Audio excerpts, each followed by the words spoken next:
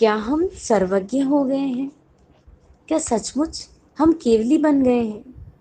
क्या हमने कैवल्य ज्ञान प्रकट हो गया? आज ये प्रश्न क्यों उठाना पड़ा कि क्या हम केवली हो गए हैं? चलो जानते हैं ये प्रश्न आया ही क्यों। आप जानते हैं केवली कौन होते हैं? केवली के लिए एक शब्द आता है, सर्वज्ञ सर्वदर्शी, जो सब कुछ जानते हैं, सब कुछ देखते हैं, जिनके ज्ञान से कुछ भी नहीं छिपा हुआ है, जिन्होंने अपने भीतर उतरकर उस ज्ञान को, उस आनंद को प्रकट कर लिया। उसके बाद कुछ जानना, कुछ देखना बाकी नहीं रहता। लेकिन ये क्या, आज हमारा सवाल ये उठा है, क्या हम भी केवली हो गए? क्यों? ऐसा क्यों कहा जा रहा है? क्योंकि भगवान की वाणी कभी झूठी नहीं हो सकती। भगवान ने ये स्पष्ट कह दिया, पांचों इंद्रियों से होने वाला ज्ञान वो हमेशा अधूरा ही होगा। वो ज्ञान उतना प्रामाणिक हो ही नहीं सकता जो आत्मा के बिना सिर्फ इंद्रियों के द्वारा प्रकट हुआ है। ऐसा क्यों है? क्योंकि कई बार हम अपनी आंखों से बहुत कुछ देखते हैं और हम उसी को सत्य मान लेते हैं। कानों से बहुत कुछ सुनने में आता है और हम कह देते हैं जो मैंने सुना वो बिल्कुल सच है, मैंने अपने कानों से सुना है, वो बात झूठी कैसे हो सकती है? मैंने खुद अपनी आंखों से देखा है। ये जितनी भी बातें हम करते हैं ना, इन बातों की प्रामाणिकता कितनी है? अगर हम ये कह दें कि मेरी आंखों से देखा हुआ सत्य है, मैंने जो कानों से सुना है वही सत्य है, तो इसका मतलब हुआ हमने भगवान की वाणी को गलत साबित कर दिया। भगवान ने पहले ही कह दिया कि पांचों इंद्रियों से जो भी ज्ञान होगा वो अधूरा होगा, उसका सत्य से बहुत कम संबंध है।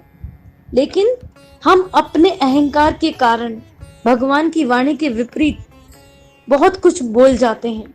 जरा सा किसी के जीवन में कुछ दिखाई दिया और हमने अपने इस अल्प ज्ञान के कारण, अपने इस भ्रम के कारण ये प्रमाणित कर दिया कि सामने वाला ऐसा है, क्योंकि मैंने खुद ने देखा है, मैंने खुद ने सुना है। अगर ऐसा सत्य होता तो फिर केवल ज्ञान की जरूरत ही क्या थी? लेकिन आज तकलीफ है इस बात की, जो सर्वज्ञ है, सर्वदर्शी हैं, सब कुछ जानते हैं, उसके बावजूद वो सब कुछ ना तो बोलते हैं न किसी को बताते हैं, क्योंकि उन्हें जरूरत ही नहीं है। जिसने अपने भीतर उस आनंद को प्राप्त कर लिया, उसे जरूरत ही नहीं है किसी के बारे में कुछ कहने की, बल्कि वो ये जानते हैं अगर कैवल्य ज्ञान मुझे सचमुच प्रकट करना है तो मुझे किसी के भी बारे में कुछ भी कहना सुनना बंद करना होगा।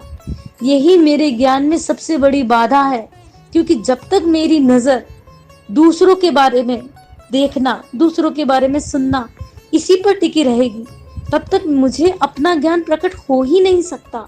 और जिस दिन वो ज्ञान प्रकट हो गया, फिर दूसरों के बारे में कुछ कहने और सुनने की जरूरत ही नहीं है। लेकिन हमारा अहंकार ये क्या कहता है? मैंने अपनी आंखों से देखा है, मैंने खुद अपने कानों से सुना है, और हम किसी भी व्यक्ति के बारे में बगैर उसका भूतकाल जाने, बगैर उसका भविष्यकाल जाने, उसके बारे में हम जानते ही कितना है? क्या जो कुछ भी हमको दिखाई दे रहा है वो सत्य है? हम जानते क्या है उस व्यक्ति के बारे में? लेकिन हमारा ये जो अल्प ज्ञान है, ये हमारा अहंकार छिपा है इसके पीछे। वो हमें उकसाता है, वो ये कहता है कि तुमने जो जाना है वो सत्य है। दो बातें हमारे सामने हैं, या तो केवल ही भगवान जो कह रहे हैं वो सत्य है, या जो मैं कह रहा हूं वो सत्य है। आप बता दीजिए दोनों में से किनकी बात प्रमाणिक है? हम जानते हैं, हम कहते तो हैं कि केवली भगवान की वाणी पर हमें श्रद्धा है, उनके विपरीत हम जरा भी नहीं सोचते, नहीं तो हमें मिथ्यात्व लग जाता है। लेकिन हम करते क्या है?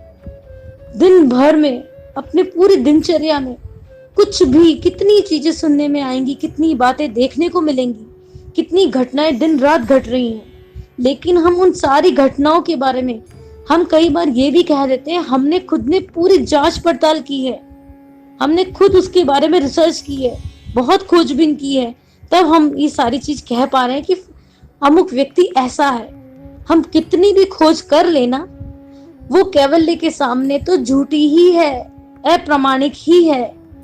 और मान लीजिए आपने किसी भी तरह का प्रमाण ढूंढकर सामने वाले को झूठा बता भी दिया, उससे हमें मिला क्या? हमें उससे कुछ भी फायदा नहीं होगा, बल्कि नुकसान ये जरूर हो जाएगा, हम अपने सत्य तक पहुंचने में पीछे रह जाएंगे। जब तक हम दूसरों की खोज में लगे रहेंगे, तब तक हम अपनी पहचान नहीं कर सकते, उस कैवल्य को प्रकट कर ही नहीं सकते। लेकिन तकलीफ है, जो सर्वज्ञ हैं, जो केवली हैं, वो सब कुछ जानते हुए भी कुछ भी नहीं कहते।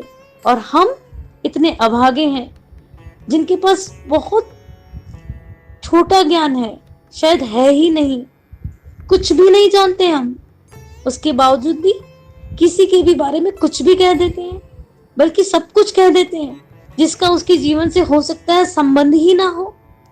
तो आइए हमें इस बात की गहराई में उतरना है कि जब तक कैवल्य ज्ञान प्रकट ना हो जाए, जब तक सचमुच में अपनी पूरी खोज ना कर लूं, तब तक मैं किसी के बारे में कोई टीका टिप्पणी नहीं करूंगा। मैं किसी के बारे में कुछ सुन लूं, देख लूं, तो भी ये मानकर चलूंगा कि जो कुछ भी मैंने देखा है, सुना है, वो सत्य नहीं है। अगर इतना भी हम कर पाए ना, तो शायद कैवल्य के इस रास्ते पर 1 या 2 कदम हम आगे बढ़ा पाएंगे।